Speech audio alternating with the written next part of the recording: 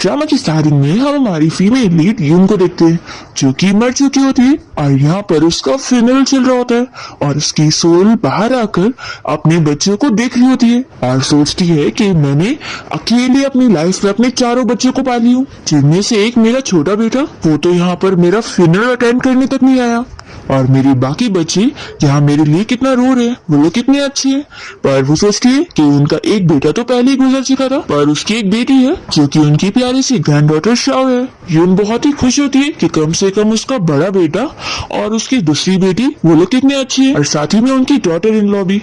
वो इनसे ही खुश होती है कि चलो फैमिली में कोई तो है जो मुझे याद कर रहा है। फिर तभी इतने में लॉयर सभी बच्चों को विल सुनाने लगता है कि उनकी मॉम मिस यून के 60% शेयर थे कंपनी में, जिसमें से उन्होंने 25% शेयर अपने बड़े बेटे जियांग के नाम करके गई है और 5% अपनी बेटी लिंग के नाम करके गई है और 5% अपने छोटे बेटे शेन के नाम पे करके गई है और बाकी के जो बचे 25% है वो उन्होंने अपनी ग्रैंड डॉटर शाओ के नाम पे करके गई है ताकि उसका फ्यूचर सिक्योर हो, क्योंकि उसके तो पेरेंट्स जिंदा नहीं है। पर जियांग सुनते के साथ ही बहुत ही शौक मिला, सब तो इस बच्ची को भी हमारे बराबर मिला, तो आखिर हम कैसे गड़बड़ी करेंगे। तभी लॉयर विल पेपर की और भी चीजें पढ़ के बताने लगता है कि मिस उनकी लास्ट विश है कि जो भी उनकी ग्रैंड डॉटर शाओ को पालेगा उसे 25% शेयर उसका मिल जाएगा। तभी सुनते के साथ ही लिन जल्दी से शाओ के पास पहुंच जाती है और कहती है कि तुम मेरे साथ चलो, आंटी तुम्हें पालेंगी। पर यहाँ पर फिर उसकी सिस्टर इन लॉ भी जल्दी से शाओ के पास पहुंच जाती है और कहती है कि नहीं, तुम्हें हम पालेंगे और ये तो अब एक आउटसाइडर है और हम लोग फैमिली है तो हम लोग पालेंगे।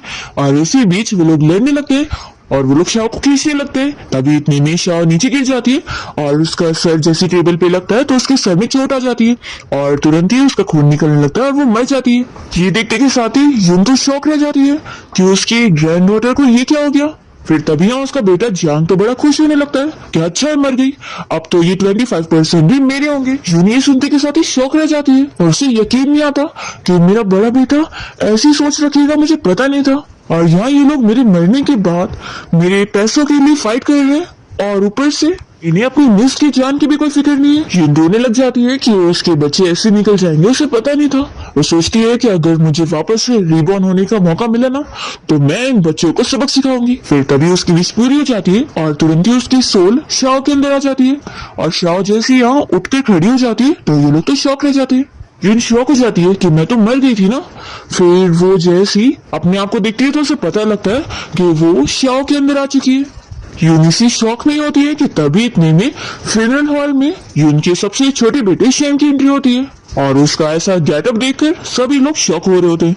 और वो यहाँ पर जैसे ही आकर पहुंचते हैं तो यूं सोचती है कि आखिर ये लड़का अब यहाँ पर क्यों आया है। शैन यहाँ पर अपने साथ एक बैग लेकर आया होता है और वो यून से बातें करने लगता है और कहता है कि मॉम, आपने कहा था कि आप इतनी जल्दी नहीं जाओगी और आप कल रात ही चली गई और मैंने जो आपके लिए इतने सारे हैंडसम लड़के सिलेक्ट कर रहा हूँ, आपने उनमें से किसी को सिलेक्ट भी नहीं करी। वो बहुत सारे हैंडसम लड़कों का फोटोज निकाल कर उससे उनके बारे में बताने लगता है कि वो लोग कितने ज्यादा हैंडसम है और उनकी बॉडी मसल सब है और उनमें से कोई तो उसे पसंद जरूर आएगा। ऐसा बोलकर वो उन फोटोज को जला रहा होता है और कहता है कि मॉम आप आराम से इनमें से सिलेक्ट करो। जिन को तो ये सब देखकर बहुत ही गुस्सा आ रहा होता है और शेन ये सारी फोटोज को उड़ाते हुए कहने लगता है कि मॉम, अगर आपको इनमें से कोई ना पसंद है तो आप मुझे ड्रीम में बता देना, मैं आपके लिए एक वापस से नया चूज करके लेकर आऊंगा। तभी एक रिलेटिव चिल्लाने लगता है कि तुम कितने बेशरम हो, तुम्हारी मॉम यहाँ मर चुकी है और एक तो तुम उनके फ्यूनरल पे लेट आए हो और ऊपर से ये सारे हंगामे कर रहे हो, कितने बेशरम हो तुम। और फिर तभी यहाँ जियांग भी चिल्लाने लगता है कि ये क्या हरकतें चल रही है। तो फिर शेन कहता है कि मेरी मॉम ने जिंदगी भर बस काम कर रही है, तो मैं बस किसी को उनके लिए ढूंढना चाहता था जो उनका ख्याल रखे और अब मैंने ये फोटो जलाकर और ये सारे लड़कों को अपनी मॉम को दे दी हूँ, तो अब मैं चलता हूँ। ऐसा बोलकर वो जा रहा होता है।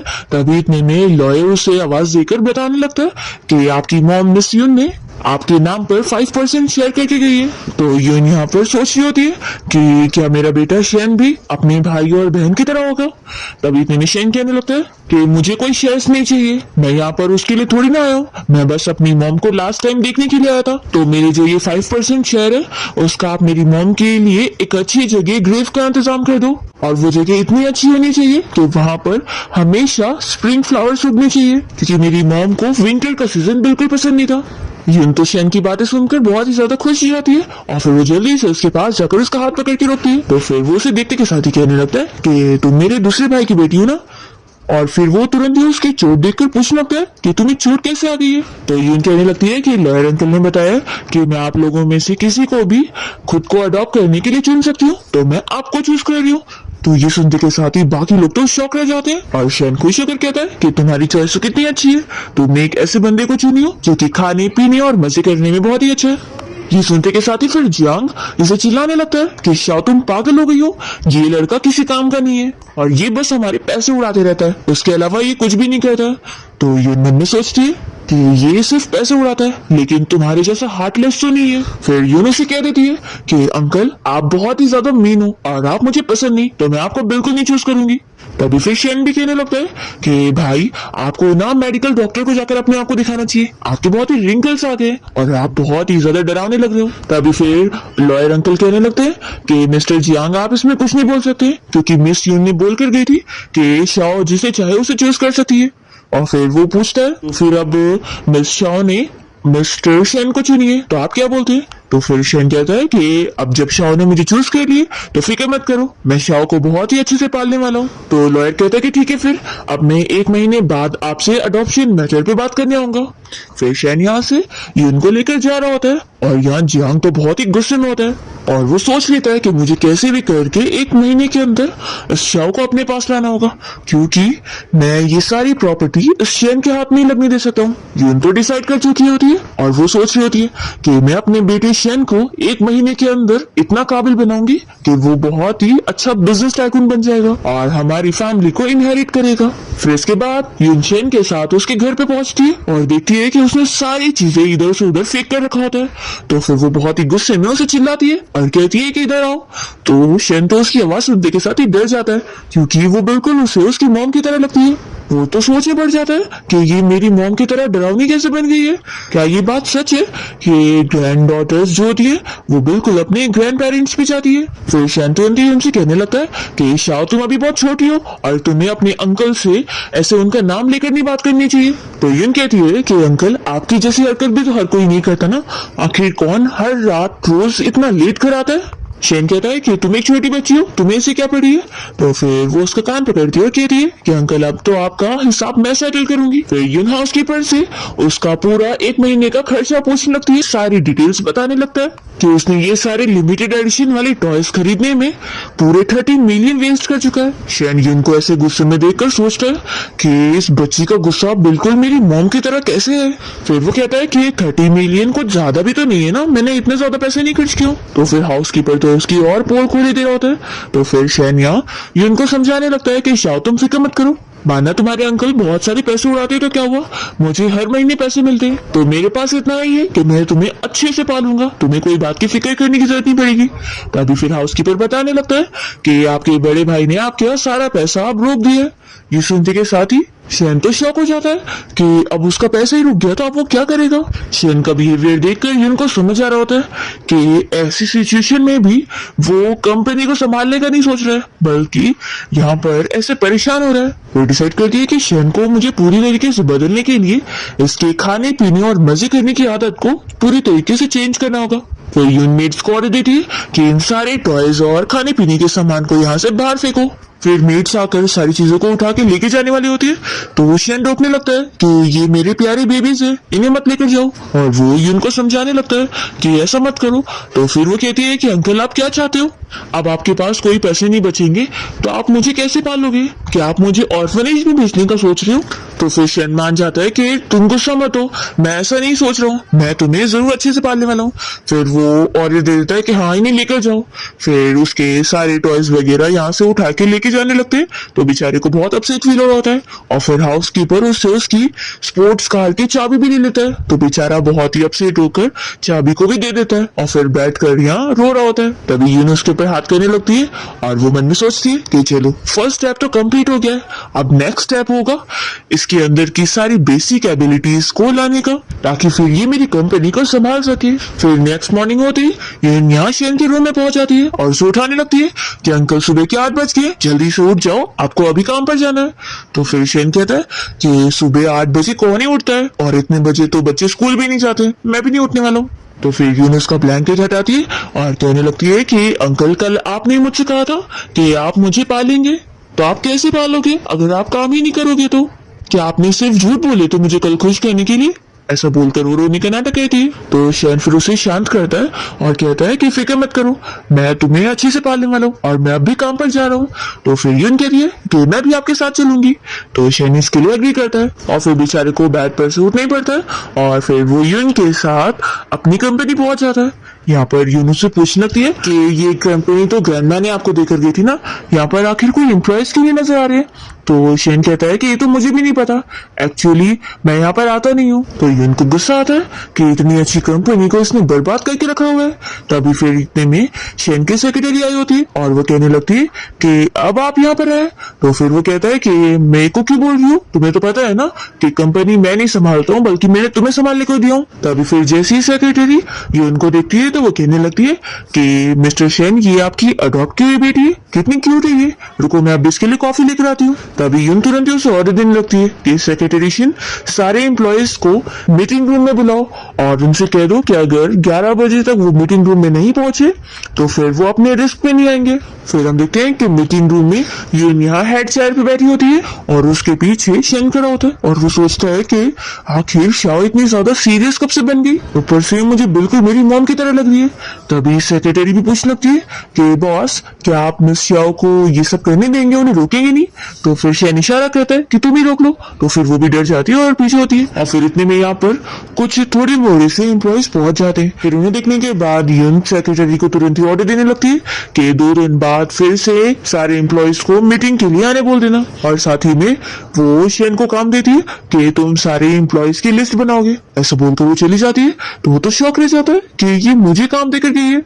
तो सेक्रेटरी भी हाँ ही बोलती है। फिर 2 दिन बाद जब वापस से मीटिंग वाला दिन आता है तो यहाँ पर थोड़े एम्प्लॉयज और आ जाते हैं पर अभी भी और सब नहीं आए होते, इसलिए फिर से यून कह देती है कि वापस से कल सभी को मीटिंग के लिए बता देना और वो फिर से चली जाती है। फिर नेक्स्ट डे जब वापस से मीटिंग वाला दिन आ जाता है तो अब की बारी बहुत सारे एम्प्लॉयज आए होते हैं और यहाँ पर फिर यून अनाउंस करने लगती है कि अब जो बचे हुए एम्प्लॉयज है जो नहीं आए उन्हें बता दो कि अब उन्हें फायर किया जा रहा है। ये सुनते के साथ तो फिर सभी लोग शॉक हो जाते हैं कि यहाँ पे सीरियस डिसीजन हो रहे हैं। फिर यहाँ पर यून ऑर्डर देने लगती है कि अब जो बचे हुए यहाँ पर एम्प्लॉयज है जो सीरियसली काम करना चाहते हैं उन्हें मैं बता दूं कि अगर आप लोग ठीक से काम करेंगे तो आपकी सैलरी बढ़ाई जा रही है और जो ठीक से काम नहीं करेगा उसकी सैलरी हाफ कर दी जाएगी। तो फिर सोच लो, अगर अच्छे से काम करोगे तो कंपनी कोई नुकसान नहीं करने वाली है बल्कि तुम्हारा प्रॉफिट ही करेगी। तो सभी एम्प्लॉयज बड़े खुश हो जाते हैं कि उनकी सैलरी बढ़ने वाली है और फिर वो लोग यहाँ यून को थैंक्स करके तुरंत ही बाहर चले जाते हैं और सेक्रेटरी भी बहुत ही खुश होने लगती है और कहती है कि मिस शाह आप तो कितनी ज्यादा कूल हो। और वो शेन से कहने लगती है कि बॉस आपकी बेटी तो आपसे भी ज्यादा केपेबल निकली। तब यहाँ शेन यून से पूछने लगता है कि तुम एक छोटी बच्ची हो और तुम्हें आखिर इतनी ज्यादा नॉलेज कैसे? तो फिर वो जल्दी से बहाने बनाकर बता देती है आखिर बचपन से ग्रैंडमा ने मुझे पाली है और मैंने उनसे ये सब सीखी हूँ। तो फिर शेन इस बात पर एग्री कर लेता है कि हाँ तुम बिल्कुल सही कह रही हो और फिर वो खुश होने लग जाता है कि फिर तो कितनी अच्छी बात है कि कंपनी को मेरी जरूरत ही नहीं, मैं आराम से अपना मजे कर सकता हूँ। ये सुनते के साथ ही फिर यून उसे गुस्से में देखती है और वो चली जाती है और यहाँ पर फिर सेक्रेटरी शेन को बताने लगती है कि अभी जल्दी एक एनुअल मीटिंग आने वाली है जिसके लिए उसे जाना पड़ेगा। तो वो कहता है कि हर साल तुम ही तो मेरे लिए मीटिंग में जाती हो ना। तो फिर सेक्रेटरी कहती है कि लेकिन तब आपकी मॉम जिंदा थी लेकिन अब वो नहीं है और उनके जाने के बाद से कंपनी में कितना ज्यादा लॉस हो रहा है और अगर ऐसे ही चलता रहा ना तो कंपनी भी बैंकरप्ट हो जाएगी और आपकी सारी प्रॉपर्टी भी आपसे छीन लिया जाएगा। एक तो ऐसे ही आपके भाई ने आपके सारे पैसे रोक चुके तो अब आपके पास कोई पैसे नहीं है। शेन ये सुनने के बाद शॉक होता है और सेक्रेटरी से पूछने लगता है कि आखिर तुम्हारे कहने का मतलब है कि अगर कंपनी बैंकरप्ट हो गई तो फिर मेरी मॉम का जो पुराना घर है वो भी ले लिया जाएगा? तो सेक्रेटरी हाँ बोलती है और चली जाती है। फिर शेन अपनी मॉम को याद करने लग जाता है और सोचता है कि बचपन से उसकी मॉम ने उसका कितना ख्याल रखी है। वो डिसाइड करता है कि नहीं मैं कंपनी को कुछ नहीं होने दे सकता हूँ, नहीं तो फिर मॉम का घर भी मुझसे छीन लिया जाएगा और वो मेरे पास उनकी आखिरी निशानी है। फिर दूसरी तरफ हम जियांग को देखते हैं जिसकी वाइफ उसे यहाँ कंपनी की सारी सिचुएशन के बारे में बता देती है कि कैसे शेन अच्छे से कंपनी को हैंडल कर रहा है और वो सारे एम्प्लॉयज को भी फायर करता फिर रहा है। ये सुनकर वो शौक होता है कि आखिर शेन कब से कंपनी पर ध्यान देने लग गया। तो फिर उसकी वाइफ कहती है कि हाँ, अब तो लगता ही नहीं कि कंपनी इतनी आसानी से बंद होगी। वो शेन हमें इडियट बनकर फूल बना रहा था। जियांग कहता है कि चाहे वो एक्टिंग कर रहा हो या ना कर रहा हो, अभी जब कंपनी की एनुअल मीटिंग आएगी ना, तो उसमें फिर उसे निकाला जाएगा। फिर दूसरी तरफ हम यहाँ शेन को देखते हैं, जिसे कंपनी की सारी फाइल्स पढ़कर कुछ भी समझ नहीं आ रहा होता है, और वो कहने लगता है कि मुझे तो आज तक इतनी सारी ड्रिंक्स पीकर चक्कर नहीं आया जितना ये सारी फाइल्स पढ़कर चक्कर आ रहा है। यूं कहती है कि फिक्र मत करो, मैं तुम्हें अभी फाइनेंशियल स्टेटमेंट पढ़ना सिखाती हूँ। और फिर वो उसे बोर्ड पर सारी चीजें बताने लगती है और इनकम, बैलेंस शीट और कैश फ्लो के बारे में पूरी डिटेल समझा रही होती है। पर यहाँ शेन को बिल्कुल ही कुछ समझ नहीं आ रहा होता है। तो फिर वो कहती है कि कोई बात नहीं, मैं वापस से समझाती हूँ। फिर वो वापस से समझाती है और यहाँ पर शेन को फिर भी कुछ समझ नहीं आ रहा होता है। तो यून बस अपना गुस्सा कंट्रोल कर रही होती है और सोचती है कि जाने दो, मेरा ही बच्चा है, अच्छे से इसे सिखाना ही पड़ेगा। फिर वो इतनी बार सिखाती है पर फिर भी शेन को समझ नहीं आता है।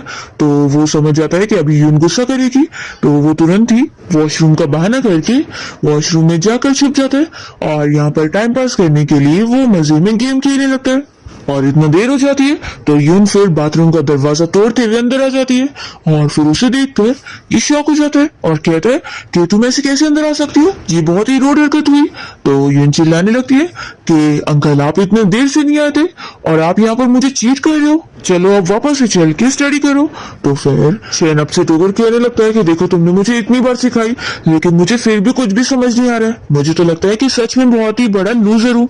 और देखो तुम मेरे साथ रहोगी ना तो फिर मुझे नहीं लगता कि तुम्हारा कुछ फायदा होगा और उल्टा तुम भी फिर सफर करोगी। इससे अच्छा है कि तुम मेरे ब्रदर के पास चली जाओ, वहां पर तुम अच्छी लाइफ जी पाओगी।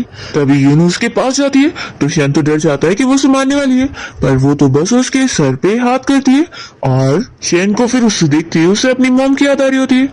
यूनुस से समझाने लगती है कि ये तो बस शुरुआत है और अगर तुम कोई चीज ट्राई नहीं करोगे तो तुम्हें पता कैसे चलेगा कि तुम उसमें बेस्ट हो कि नहीं। ये सारे वर्ड्स शेन पूरा पहचान लेता है कि ये तो उसकी मॉम बोला करती थी, तो वो बस उसकी बातें सुन रहा होता है।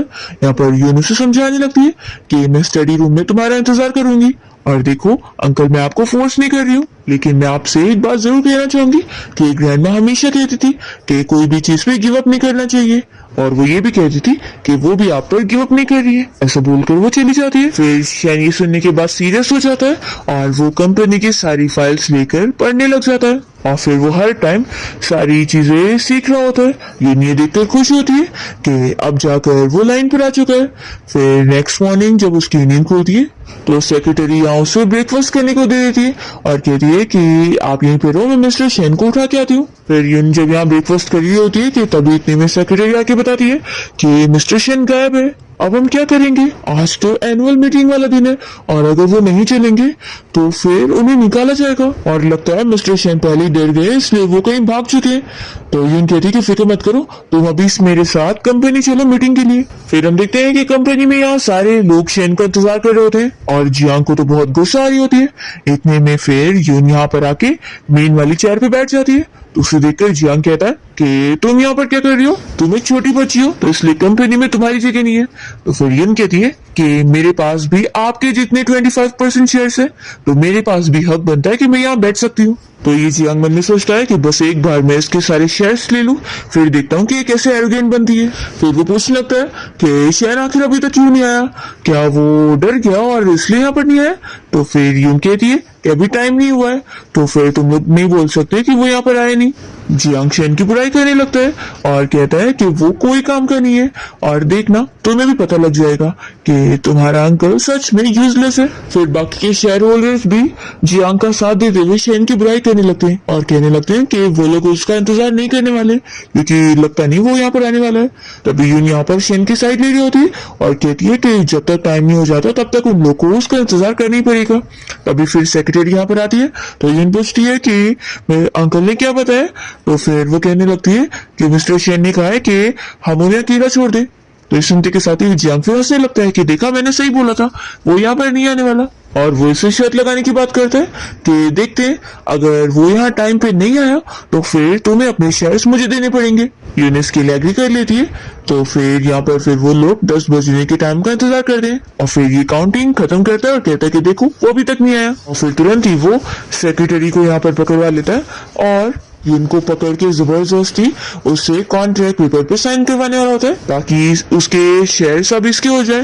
पर तभी जल्दी से यहाँ पर शेन पहुंच जाता है और वो कहता है कि किसने कहा कि मैं लेट आया हूँ, और फिर वो तुरंत ही यहाँ पर उसे दूर करके उनके पास आ जाता है और कहता है कि तुम ठीक तो हो ना। तो यून खुश होती है कि फाइनली अंकल आप आ गए, लेकिन आप लेट आए हो। तो फिर शेन तुरंत ही प्रूव कर देता है कि मैं कोई लेट नहीं आया हूँ। तो जियांग कहता है कि तुम पूरे 10 बजे के बाद आए हो और ये लेट होना बोलते हैं। तो फिर शेन बताता है कि लगता है तुम्हें पता नहीं है कि हमारी कंपनी का टाइम 10 बजे का है, लेकिन एम्प्लॉयज का काम 10:01 पे शुरू होता है और मैं उतने ही टाइम पर आया हूँ, तो इसको लेट होना नहीं बोलते। फिर और भी लोग एग्री करने लग जाते हैं कि हाँ वो लेट नहीं है। फिर यहाँ पर शेन कंपनी की जो एनुअल रिपोर्ट है उसे एक्सप्लेन करना शुरू करता है। तो यून काफी इम्प्रेस होती है कि उसे काफी चीजें आ गई है। अब यहाँ जियांग इस टॉपिक को उठाने लगता है कि उसने पूरे आधे साल में 200 मिलियन का नुकसान करवा चुका है, इसलिए वो ये मुद्दा उठाने लगता है कि आखिर वो कैसे कंपनी संभाल सकता है। शेन कहता है कि फिक्र मत करो, मैं अब आने वाले आधे साल में कंपनी के लॉस को ठीक कर दूंगा और उल्टा प्रॉफिट भी करवाऊंगा। तो यहाँ पर जियान कहने लगता है कि आखिर हम कैसे बिलीव करें, तुम जैसा प्ले बॉय क्या ही कंपनी संभाल पाएगा। वो सभी के सामने इस बात को रखने लगता है कि ये कंपनी संभाल ही नहीं सकता है, लेकिन अगर फिर भी इसे एक चांस दिया जाए तो इसे 1 महीने के अंदर ही कंपनी के सारे लॉस को ठीक करना होगा, नहीं तो इसी कंपनी से निकलना होगा। शेन सुनते के साथ ही कहने लगता है कि भाई आप मुझे बस कंपनी से निकालना चाहते हैं, इसलिए ऐसी शर्त रख रहे हैं। आखिर 1 महीने में मैं 200 मिलियन का नुकसान कैसे ठीक करवा पाऊंगा। तो फिर जियांग कहता है कि इसमें गलती भी तो तुम्हारी है ना, तुमने कंपनी को ठीक से मैनेज नहीं कर पाए। तो बताओ तुम शर्त लगाने के लिए तैयार हो कि नहीं, कि अगर तुम 1 महीने में कंपनी का लॉस नहीं ठीक कर पाए तो तुम्हें निकलना पड़ेगा। जून ये सुनते के साथ ही सोच रही होती है कि सच में ये जियांग कितना चालाक है और फाइटिंग करने में कितना माहिर है। फिर वो तुरंत ही कह देती है कि ठीक है, हम लोग ये शर्त लगाने के लिए तैयार है। ये सुनकर शेन शॉक हो जाता है और उनके पास जाकर कहने लगता है कि तुम ये क्या बोल रही हो, ये पूरे 200 मिलियन की बात है, सिर्फ 200 की नहीं, आखिर 1 महीने में मैं कैसे ला पाऊंगा। तो वो कहती है कि आखिर अंकल आप क्यों फिक्र कर रहे हो, मैं भी तो हूं ना। तो शेन मन में सोचता है कि ये लिटिल डेविल कितनी ज्यादा स्ट्रांग है, अब तो ये मुझे और भी मेरी मॉम की तरह लग रही है। और फिर यून अनाउंसमेंट करने लग जाती है कि अगर अंकल शेन ने कंपनी को लॉस से प्रॉफिट तक पहुंचा दिया तो इससे प्रूव हो जाएगा कि वो कंपनी लीड कर सकता है। जियांग उसकी बातें सुनते ही अपनी मॉम को याद करने लगता है और सोचता है कि आखिर इस छोटी सी लड़की की बातें उस ओल्ड वुमेन की तरह कैसे लग रही है। यून कह देती है कि फिर इसके बाद अंकल शेन भी हेयर की पोजीशन के लिए फाइट कर सकता है। ये सुनते के साथ ही जियांग शॉक होने लगता है। तो यून कहती है कि क्या हुआ अंकल जियांग, आपको डर लग रहा है। तो वो कहता है कि आखिर मैं क्यों डरूंगा, ये आखिर इस लायक हो भी कैसे सकता है, इसने अब तक कंपनी का इतना लॉस करवाया है, तो आखिर हम इस पे ट्रस्ट कैसे करें। यून कहती है कि ठीक है, फिर जैसा कि लॉयर अंकल ने कहा था कि मेरे पास 25% शेयर है, वो मैं अंकल शेन को दे दूंगी। सुनते के साथ ही शेन कह रहा होता है कि तुम कुछ ज्यादा जल्दी डिसीजन नहीं ले रही हो। तो वो कहती है कि बिल्कुल नहीं, पर तभी फिर यहाँ जियांग मान लेता है कि ठीक है डील करते हैं। और फिर वो हाई फाई देकर शेन से कहती है कि मुझ पे बिलीव करो। फिर यहाँ जियांग कहने लगता है कि देखना 1 महीने बाद तुम दोनों इस कंपनी से बाहर निकलने वाले हो। यून भी कह रही थी कि ठीक है देख लेंगे। मीटिंग खत्म होते ही सारे एम्प्लॉयज बाहर जाने लगते हैं और सेक्रेटरी यून की तारीफ करने लगती है कि तुम कितनी ज्यादा अमेजिंग हो। और फिर सेक्रेटरी शेन से कहने लगती है कि बॉस आपको क्या हो गया, आप तो इतने अपसेट दिख रहे हैं। तो फिर वो कहता है कि आखिर में 1 महीने में 200 मिलियन कैसे लेकर आऊंगा, इससे अच्छा था तुम लोग मुझे बेच ही दो। तो फिर यूनो से कहती है कि तुम्हें बेच कर भी 200 मिलियन थोड़ी ना मिलने वाले, लेकिन चलो छोड़ो जाने दो, मैं जाऊंगा बाहर एक प्लास्टिक बैग खरीद के कचरे उठाने का काम करूंगा और उससे जो पैसे कमाऊंगा ना उससे तुम्हें अच्छे से पाल लूंगा, तुम्हें भूखा नहीं रखूंगा। तो यून कहती है कि क्या बकवास कर रहे हो, तुम कचरा उठाने का काम करके मुझे पालोगे, मुझे इतनी हार्ड लाइफ नहीं जीनी है। शेन कहता है कि तुम तो ऐसे बोल रही हो जैसे तुम्हारे पास कोई सॉल्यूशन है। तो फिर यून कहती है कि ऑफ कोर्स मेरे पास सॉल्यूशन है। अभी कुछ ही दिन बाद शहर के रिचेस्ट मैन की ग्रैंडमा की बर्थडे पार्टी है और वहां पर तुम्हें जाना होगा। तो फिर कहता है कि यानी तुम्हारे कहने का मतलब है कि मैं उस बर्थडे पार्टी में जाकर रिचेस्ट मैन के साथ बिजनेस डील करूं। वो बहुत ही अपसेट हो जाता है और कहता है कि आखिर ये चीज कैसे होगी, या हमारी कंपनी बैंकरप्ट होने वाली है, तो वो बिजनेसमैन हमारे साथ क्यों डील करेगा। तो यून कहती है कि उसकी तुम फिक्र मत करो, तुम मेरे साथ चलो। और फिर वो इन लोगों को अपने स्टडी रूम में ले आती है और देखती है कि यहाँ पर उसकी बेटी लिन और उसकी डॉटर इन लोग उसके घर की कीमती चीजें लेके जाने के लिए भर रहे होते हैं। तो फिर यून चिल्लाने लगती है कि तुम लोग यहाँ क्या कर रहे हो, ये ग्रैंडमा का घर है। और फिर वो एक फोटो को साफ करने लग जाती है जो इन लोगों ने फेंक दिए थे। वो शाओ के डैड यानी कि इसके बेटे ली की फोटो होती है, जिसे देखकर वो सोचती है कि ये मेरे बेटे और मेरी इकलौती फोटो है। वो इन लोगों को चिल्लाती है कि तुम लोग कितने बेकार हो, ग्रैंडमा को गए हुए कुछ दिन नहीं हुए और फिर यहाँ पर तुम लोग उनकी चीजें लेने आ गए। तो फिर डॉटर इन लॉ चिल्लाने लगती है कि हम चाहे जो कह रहे, ये हमारा घर है और तुम्हारी तो मॉम डैड नहीं है, तुम होती कौन हो बोलने वाली। लिन भी उससे कहती है कि ये आखिर मेरा घर है, मैं जो चाहे वो करूँ। ऐसा बोलकर वो उसके हाथ से फोटो फ्रेम लेकर नीचे फेंक देती है। तो जल्दी से शैन सामने आता है और कहता है कि शाओ एक छोटी बच्ची है, आखिर तुम लोग इसके साथ क्या करना चाहते हो। फिर यून शैन को पीछे करते हुए इन लोग को चिल्लाने लगती है और अपनी डॉटर इन लॉ से कहती है कि क्या तुम भूल चुकी हो कि ग्रैंडमा ने जब तुम छोटी थी तो तुम्हारी स्टडीज पे भी पैसा लगाई थी और उन्होंने तुम्हारी शादी अपने बेटे से करवाई और तुम्हें इतनी अच्छी लाइफ थी और तुम बदले में ये सिला दे रही हो। और फिर यून अपनी बेटी लिन को भी चिल्लाती है कि तुम्हें पैदा करते वक्त ग्रैंडमा को कितनी तकलीफ हुई थी, फिर भी उन्होंने तुम्हें पैदा किया और आज तुम उनके घर के साथ ये सब कर रही हो, तुम्हें तो उन्हें इस दुनिया में लाना ही नहीं चाहिए था। फिर यहाँ पे डॉटर इन लॉ बातें सुनाने लगती है कि आखिर उस ओल्ड वुमेन ने अपनी मर्जी से चीजें करी है, हमने उसे नहीं बोले थे। लिन भी कहने लगती है कि उस ओल्ड वुमेन ने मुझे बिना परमिशन के पैदा करी थी, मैंने कोई उसे बोली नहीं थी। फिर शैन इन दोनों को चिल्लाने लगता है कि तुम दोनों के अंदर बिल्कुल भी इंसानियत नहीं है। अभी यून कहती है कि इन दोनों से बातें करके कोई मतलब नहीं है, ये डॉग्स हैं, डॉग्स ही रहेंगे। और फिर वो तुरंत ही गार्ड्स को ऑर्डर देती है इन दोनों को पकड़ के नील डाउन करवाओ। तो फिर गार्ड्स वैसे करते हैं और फिर यून कहती है कि अच्छा हुआ मैंने कुछ बॉक्सिंग सीखी हुई थी, और फिर वो दोनों को थप्पड़ पे थप्पड़ लगा दिए। तो फिर वो लोग कहते हैं कि तुम एक छोटी बच्ची होकर हमें मार रही हो, हम लोग तुम्हारे बड़े हैं, तुम कितनी बदतमीज हो चुकी हो।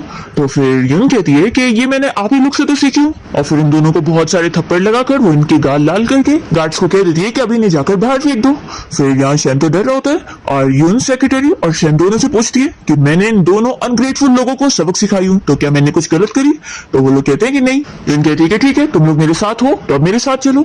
तो फिर शैन पूछ लगता है कि ये बॉडीगार्ड्स कहाँ से है। तो वो कहती है कि मैंने स्पेशली हायर करी हूँ। फिर शैन भी सोच लेता है कि इस बच्ची से तो मैं भी पंगा नहीं ले सकता और वो उसके पीछे जाता है। फिर यून उसे अपने स्टडी रूम में लाने के बाद अपने लॉकर में पासवर्ड लगाकर खोल के एक बॉक्स निकालती है और इसे दिखाने लगती है कि देखो ये वो रिचेस्ट फैमिली शी फैमिली का कीमती एंटीक है और ये लोग उसे ढूंढ रहे हैं। तो फिर शैन पूछता है कि ये आखिर मेरी मॉम के पास कैसे आया। तो फिर यून बताने लगती है कि 20 साल पहले शी फैमिली की कंडीशन बहुत ही खराब हो गई थी और वो लोग गरीब हो गए थे, तो उन लोगों ने अपना ये कीमती एंटीक को बेच दिए थे। लेकिन अब जब वापस उन लोगों का कमबैक हो चुका है और वो लोग काफी अमीर हो चुके हैं, तो उन लोगों ने ऑफर रखे हैं कि जो भी उनके इस कीमती एंटीक को ढूंढ के लेकर आएगा उसके साथ वो लोग 10 बिलियन का बिजनेस डील करेंगे। और इसलिए ग्रैंडमा ने इसे ढूंढ लिए थे रिचेस्ट फैमिली के साथ बिजनेस डील करने के लिए, पर इससे पहले उनकी मौत हो गई, तो इसलिए अब उनकी जगह तुम्हें जाना चाहिए बिजनेस डील करने को। और फिर इसके बाद यून अपने बेटे शैन को टी सर्व करने की ट्रेनिंग दे रही होती है, जिसमें वो उसे ठीक से चलना सिखा रही होती है। यहाँ पर शैन को तो कुछ आ नहीं रहा होता है और वो बहुत मेहनत करने के बाद फाइनली सीख जाता है। फिर वो उसे कहती है कि चलो फर्स्ट स्टेप पूरा हुआ, अब दूसरा है कि तुम्हें अच्छे से तैयार होकर चलना है पार्टी के लिए। फिर वो उसके लिए बहुत सारे अलग अलग ड्रेस पहनवा कर उसे चूज कर रही होती है कि कौन सा उसके ऊपर सही लगेगा। फिर शैन तो थक जाता है और कहता है कि आखिर एक छोटी सी पार्टी के लिए तुम मुझसे इतनी मेहनत क्यों करवा रही हो। तो फिर यून उसे चिल्लाने लगती है कि ये कोई छोटी सी पार्टी नहीं है बल्कि ये इतनी इंपॉर्टेंट पार्टी है, अगर तुमने अच्छे से नहीं बिहेव करे और रिचेस्ट फैमिली के लोगों को तुम्हारा बिहेवियर ठीक नहीं लगा ना, तो फिर वो तुम्हारे साथ डील नहीं करेंगे, इसलिए सब तो करना ही पड़ेगा। और फिर यून यहाँ जितनी स्ट्रिक्टनेस के साथ शैन को सिखा रही होती है, शैन को पूरा फील हो रहा होता है कि ये मेरी मॉम की तरह बिल्कुल गुस्से वाली हो चुकी है। शैन मान जाता है। फिर यून कहने लगती है कि ठीक है आप जाओ पहले कंपनी में काम करो। तो वो कहता है कि आज तो हम पार्टी में चलने वाले हैं ना। तो फिर यून उसे समझाती है कि पार्टी में जाने से पहले काम भी करना जरूरी है, तो पहले काम करने जाओ। फिर रात में जब पार्टी का टाइम स्टार्ट हो जाता है और यून यहाँ सेक्रेटरी के साथ पहुंच जाती है, तो वो उसे पूछने लगती है कि आखिर अंकल अभी तक आया क्यों नहीं। फिर वो तुरंत ही यहाँ पर शैन को कॉल लगवाती है और पता लगता है कि वो अभी कार से निकल चुका है और यहाँ पर आ ही रहा है। पर तभी हम देखते हैं कि जियांग को इस बारे में पता लग जाता है कि शैन के पास वो एंटीक है और वो रिचेस्ट मैन के साथ बिजनेस डील करने वाला है, इसलिए वो अपनी गुंडों को भेजकर उसका एक्सीडेंट करवा देता है और बीच रास्ते में उसे पकड़ के लेकर जाता है और उसे एक रूम में कैद करवा लेता है। और फिर यहाँ उसे पार्टी में आने में देरी हो रही होती है, तो यून को फील हो रहा होता है कि कुछ तो गड़बड़ है, कहीं वो कोई प्रॉब्लम में तो नहीं फंस गया। दूसरी तरफ हम देखते हैं कि शैन के पास यहाँ पर उसकी सिस्टर इन लॉ आई होती है, यानी कि जियांग की वाइफ, और वो उसे कहती है कि अब वो आज बचने वाला नहीं है और वो जो गुंडे लेकर आई होती है उन्हें वो शैन को मारने के लिए कह रही होती है। फिर शैन को ये लोग बहुत मार रहे होते हैं, तभी इतने में यहाँ पर यून पहुंच जाती है अपने बेटे शैन को बचाने के लिए। और वो इन सारे गुंडों से फाइट करके शेन को बचाकर फिर यहाँ से लेके जाती है। दूसरी ओर हम देखते हैं कि जियांग इस बात का फायदा उठाते हुए वहाँ रिचेस्ट मैन के साथ बिजनेस डील करने में लगा होता है। तभी यून पहुंच जाती है और कहती है कि आप इसके साथ इतनी बड़ी डील कर रहे हो, लेकिन आपने वो एंटिक देखा भी नहीं है कि इसने वो चीज असली लाया भी है कि नहीं। फिर रिचेस्ट मैन को भी शक हो जाता है और वो अपने एंटिक एक्सपर्ट को बुलवा कर उस एंटिक का चेकअप करवाता है। तो जैसे ही वो एक्सपर्ट चेक करता है तो बता देता है कि ये तो फेक है। फिर यहाँ जियांग को शौक रह जाता है और वो चिल्लाने लगता है कि जरूर तुम लोगों ने कुछ गड़बड़ी करे हो। और तभी फिर इतने में शेन असली वाले एंटिक को लेकर आता है और वो रिचेस्ट मैन को दे देता है और कहता है कि फिर अब आपको बिजनेस डील मेरे साथ करनी चाहिए। तो फिर रिचेस्ट मैन तुरंत ही मान जाता है कि हाँ ऑफ कोर्स तुम्हारे साथ ही होगी। फ्लैशबैक में हमें दिखाते हैं कि यून को इस बारे में पहले से ही शक था कि ये एंटिक चेंज हो सकता है, इसलिए उसने जब अपने स्टडी रूम से उस एंटिक को निकाली थी तभी चेंज कर दी थी। फिर पार्टी के बाद शेन को तो यहाँ यकीन नहीं आ रहा होता है कि इतना बड़ा कॉन्ट्रैक्ट सच में साइन हो गया है। मॉम होती तो वो कितनी ज्यादा खुश होती। जरूर अब मुझे इस कॉन्ट्रैक्ट को उनकी ग्रेव पे लेके जाना चाहिए और दिखाना चाहिए कि उनके बेटे ने कितना कमाल कर दिया। ये देखकर खुश तो होती है कि चलो मेरा बेटा बड़ा तो हो गया, पर वो तुरंत ही उसे कॉन्ट्रैक्ट लेकर समझाने लगती है कि इसे तुम इतना लाइटली नहीं ले सकते हो। अभी इस बिजनेस डील को करने के लिए तुम्हें मेहनत भी करनी पड़ेगी, नहीं तो फिर कचरा उठाने के काम करना पड़ेगा। फिर शेन को समझ आ जाता है कि हाँ तुम सही कह रही हो, अभी मैं इसके ऊपर अच्छे से मेहनत करने वाला हूँ और इस बिजनेस डील को सक्सेसफुल बनाऊंगा।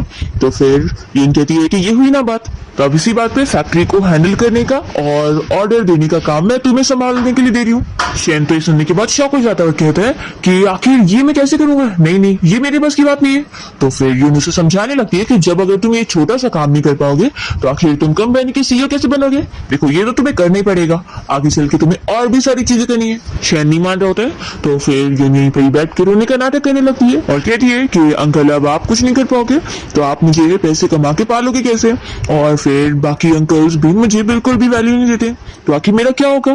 तो शेन फिर उसका रोना चुप कराने लगता है, कहता है कि फिक्र मत करो, मैं हूं ना, मैं तुम्हें प्रोटेक्ट करूंगा।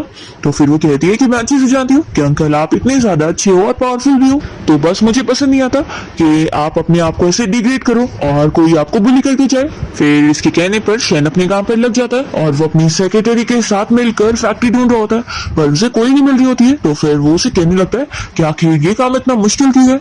तो फिर सेक्रेटरी कहती है कि फैक्ट्री को ढूंढना इतना आसान भी नहीं है, सिर्फ प्राइस और प्रोडक्ट क्वालिटी ही नहीं बल्कि प्रोडक्शन स्पीड भी देखना पड़ता है। फिर तभी इतने में एक बंदा इन लोग के पास आता है और शेन से कहने लगता है कि क्यों ना आप लोग मेरी फैक्ट्री देखने चलो, मुझे लगता है कि आपको इजी की पसंद आएगी। फिर शेन अंदर जाता है फैक्ट्री देखने के लिए और उसे लगता है कि सब कुछ सही है, तो वो कॉन्ट्रैक्ट भी साइन कर लेता है। फिर जब यून ये कॉन्ट्रैक्ट देखती है तो वो चिल्लाने लगती है कि इस कॉन्ट्रैक्ट को तुमने कैसे साइन कर लिया, ये बस एक फ्रॉड है। तो फिर सेक्रेटरी तुरंत अपनी बात को संभालती है और कहती है कि मिस्टर शेन को भी कोई एक्सपीरियंस नहीं है ना, इसलिए आप उन्हें डांटो मत। तभी शेन कहने लगता है कि फिक्र मत करो, मुझे पहले से पता था कि ये कॉन्ट्रैक्ट एक स्कैम है, लेकिन फिक्र करने वाली बात ही नहीं है, सारे गुड्स टाइम पे डिलीवर हो जाएंगे। और देखो अभी मैंने बिल्कुल भी रेस्ट नहीं किया फैक्ट्री ढूंढने के चक्कर में, तो मैं जा रहा हूँ रेस्ट करने के लिए और तुम लोग अपना बातें करो, ऐसा बोलकर वो चला जाता है। फिर सेक्रेटरी यहाँ पर उनसे कहने लगती है कि मिस शाओ मुझे नहीं लगता वो फैक्ट्री रिलायबल होगी, क्योंकि अगर टाइम पर सामान डिलीवर नहीं होगा तो फिर कैसे चलेगा। तो फिर यून कहती है कि जाने दो, अभी वो यंग है इसलिए चीजें सीख रहा है, तुम एक काम करो दूसरी फैक्ट्रीज के बारे में पता करो, क्योंकि हम कुछ भी गड़बड़ी नहीं होने दे सकते, आखिर ये रिचेस्ट मैन के साथ बिजनेस डील है। तभी सेक्रेटरी यून की बातें सुनकर कहने लगती है कि मिस शाओ तुम इतनी छोटी होकर चेयरमैन की तरह बोलती हो, इसलिए तो मिस्टर शेन को भी लगता है कि तुम बिल्कुल उनकी मॉम की तरह ही बिहेव करती हो। यून मन में सोचती है कि लगता है शेन को मेरे ऊपर शक हो चुका है, मुझे कोई टाइम निकाल कर उससे सारी चीजें बता देनी चाहिए, लेकिन अभी नहीं। फिर दूसरी तरफ हम उस बंदे को देखते हैं जिसने वो फैक्ट्री दिया था, वो असल में जियांग के साथ मिला होता है और उसके कहने पर ही वो शेन को चीट कर रहा होता है। फिर इस बारे में सेक्रेटरी आकर शेन को और यून को दोनों को बताने लगती है कि सच में उस फैक्ट्री में कुछ तो प्रॉब्लम है और वो लोग सामान टाइम पे डिलीवर नहीं कर रहे हैं। फिर ये लोग यहाँ पर जानबूझ के जियांग को दिखाने के लिए नाटक कर रहे होते हैं कि सच में उनका कितना बड़ा नुकसान हो गया। तो जियांग तो सुनकर बड़ा खुश हो रहा होता है और फिर यहाँ पर वो जब रिचेस्ट मैन इन लोगों के साथ डील की बात करने के लिए आता है तो इन लोगों ने अपना कॉन्ट्रैक्ट पूरा करे कि नहीं, तभी जल्दी से जियांग शेन के बारे में बुराई करने लगता है और बताता है कि इन लोगों ने ठीक से काम करे ही नहीं और इनकी जो फैक्ट्री थी वही फ्रॉड निकली और इन लोगों ने नुकसान करवा दिए। पर तभी इतने में यून यहाँ पर कॉन्ट्रैक्ट लेकर पहुंचती है और वो रिचेस्ट मैन को दिखाने लगती है कि उन लोगों ने अपना काम पूरा करे और सारे गुड्स डिलीवर हो चुके हैं। तो फिर ये कॉन्ट्रैक्ट देखकर फिर वो खुश हो जाता है और इस जियांग को चिल्लाता है कि तुम यहाँ झूठ बोल रहे थे, और वो शेन की तारीफ करता है कि मैंने तुम पर भरोसा करके बिल्कुल सही करो। फिर जैसे रिचेसमैन यहाँ से चला जाता है तो शेन और यून दोनों मिलकर खुश हो रहे होते हैं और एक दूसरे को हाई फाई दे रहे होते हैं कि उन लोगों ने अपना काम भी कर दिया और जियांग को फूल भी बना दिए। तो जियांग कहने लगता है कि तुम लोगों ने मुझे धोखा दिए। तो फिर शेन उस पर हंसने लगता है और कहता है कि वैसे भाई मैं आपको भी अच्छी डील दे रहा हूँ कि मौका अच्छा है, अभी आप मुझे अपने सारे गुड्स बेच दो, नहीं तो फिर वो आपका नुकसान हो जाएगा। और वो उसे कुछ पैसों का ऑफर देने लगता है और कहता है कि इतने में दे दोगे तो ही तुम्हारा फायदा है, नहीं तो आगे देखना फिर क्या होगा। फिर यहाँ जियांग भी डर जाता है कि उसका सच में नुकसान हो जाएगा, तो वो इन लोग को सस्ते में देने के लिए तैयार हो जाता है और यहाँ से गुस्से में चला जाता है। तो फिर शैन और यून और भी ज्यादा खुश हो जाते हैं। फिर जब ये दोनों आपस में बात कर रहे होते हैं तभी यून डिसाइड करती है कि अब मुझे शैन को अपने बारे में सब बता देना चाहिए। फिर वो जैसी कुछ कहने वाली होती है इतने में यहाँ पर सेक्रेटरी आ जाती है और बताने लगती है कि कंपनी में सच में प्रॉब्लम चल रही है और ये सब उसका भाई जियांग कर रहा है, उसने सच में पब्लिक फंड्स के साथ कुछ इलीगल काम करा है। तो फिर ये सुनते के साथ ही शैन को गुस्सा आती है और वो सोच लेता है कि मुझे इस बारे में कंपनी में रिपोर्ट करना होगा और कंपनी को बचाना होगा। यून जब ये देखती है कि शैन अपने पूरे फोकस में लग चुका है कंपनी को बचाने के लिए, तो वो सोचती है कि अभी मुझे इस बारे में उसे बाद में बताना चाहिए। दूसरी ओर हम देखते हैं कि जियांग और उसकी वाइफ मिलकर कुछ तो यहाँ प्लानिंग कर रहे होते हैं और फिर नेक्स्ट डे मीटिंग वाला दिन आ जाता है और शैन जाने के लिए बहुत नर्वस हो रहा होता है। तो यून उसे कहती है कि अगर आपको जाना पड़ेगा चलो जल्दी जाओ। तो फिर शैन सेक्रेटरी के साथ अपना मीटिंग के लिए चला जाता है और जियांग और उसकी वाइफ ने जो प्लान बनाए होते हैं उसके हिसाब से उसकी वाइफ यहाँ पर यून से मिलने पहुंच जाती है और उसे खाने का लालच देते हुए कहती है कि तुम मेरे साथ घर चलो, मैं वहां पर तुम्हें अच्छे अच्छे खाने खिलाती हूँ। तो यून मान जाती है और उसके साथ चली जाती है। दूसरी ओर शैन जब यहाँ मीटिंग रूम में होता है तो यहाँ पर सेक्रेटरी फिर उसे बताने लगती है कि मिस्टर शैन एक बैड न्यूज है, शाओ को आपकी सिस्टर इन लॉ ने अपने साथ लेकर चली गई है। फिर ये सुनने के बाद जब शैन सेक्रेटरी के साथ घर पे आता है तो वो अपसेट होता है, ये शाओ से छोड़कर चली गई, अब वो उसके साथ लगता है नहीं रहना चाहती है। यही सोचकर वो अपसेट हो रहा होता है कि जाने दो, उसकी मर्जी है, वो जिसे चाहे उसे चूज कर सकती है। तभी इतने में यून घर पर आ जाती है और कहती है कि अंकल आपको ऐसे कैसे लगा कि मैं आपको छोड़कर जाऊंगी। वो इसे सब बताने लगती है कि यहाँ पर उसके सिस्टर इन लॉ उसे लेने तो जरूर आई थी पर उसे यहाँ से किडनैप करके लेके जाने के लिए, पर इसे सब पहले से पता था। और जब वो इसे बेहोश करने वाली थी तभी उसने उसका रुमाल उसे स्मेल करवा दी थी और वो ही बेहोश वहां पे गिर गई थी। और फिर यून ने दोस्त का वो जो बैग चुरा के जो लेके जा रही थी वो भी अपने साथ लेकर आई गई थी क्योंकि वो सारे उसके घर के सामान थे जो कि वो चोरी करके लेके जा रही थी। उनमें से एक ज्वेलरी निकालकर वो सेक्रेटरी को गिफ्ट कर देती है और कहती है कि तुम्हारा रिवॉर्ड है। तो फिर सेक्रेटरी तो बहुत ही खुश हो जाती है और फिर वो यहाँ शेन को भी बहुत सारी चीजें दे रही होती है। तभी इतने में सेक्रेटरी बताने लगती है कि उसका अडॉप्शन का कॉन्ट्रैक्ट तैयार हो चुका है। तो फिर शैन इस बात पर यून से कहने लगता है कि अब तुम्हें मुझे डैड कहना चाहिए। ये सुनते के साथ ही यून तो गुस्सा हो जाती है कि तुमने आखिर क्या कहा, वो उसका कान नोचने लगती है। तो शैन को याद आ रहा होता है कि ऐसा तो सेम उसकी मॉम करा करती थी।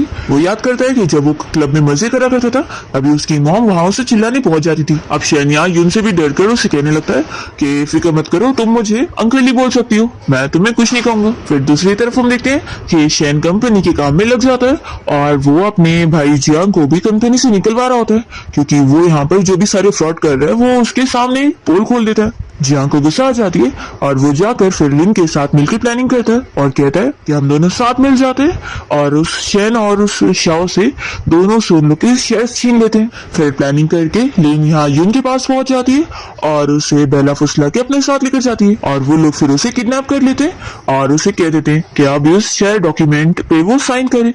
यून मना कर देती है कि मैं इस पे साइन नहीं करने वाली हूँ। तो फिर जियांग यहाँ पर शैन को पकड़ के लाता है और कहता है कि अगर तुम साइन नहीं करोगी तो हम तुम्हारे इस प्यारे अंकल को मारेंगे। और फिर वो लोग उसे 2-3 पंच मार के दिखाते हैं। तो फिर यून कहने लगती है कि मारो मत, मैं साइन करने के लिए तैयार हूँ। शैन मना कर रहा होता है कि साइन मत करो, तभी यून उसे इशारा करती है और फिर शैन जानबूझ के यहाँ बेहोश होने का नाटक करने लग जाता है। और फिर यून यहाँ प्लानिंग से जानबूझ के इन लोग के बीच में लड़ाई करवाने के लिए बोलने लगती है कि वो अपने सारे शेयर्स लिन को देना चाहती है। तो फिर जियांग और उसकी वाइफ को चिढ़ लग रही होती है कैसे कैसे वो लिन को दे देगी। लोग आपस में लड़ने लगते हैं। तभी शैन उठकर जल्दी से उनकी रस्सी खोल देता है और उसे बचा रहा होता है। दोनों जैसे यहाँ से भागने वाले होते हैं तो फिर लोग कहते हैं कि तुम लोग को क्या लग रहा है कि हम लोग को पता नहीं है कि तुम लोग जानबूझ के हमें लड़वाना चाहते थे। और फिर लोग यहाँ पर गुंडे को ऑर्डर देते हैं कि इन्हें मारो।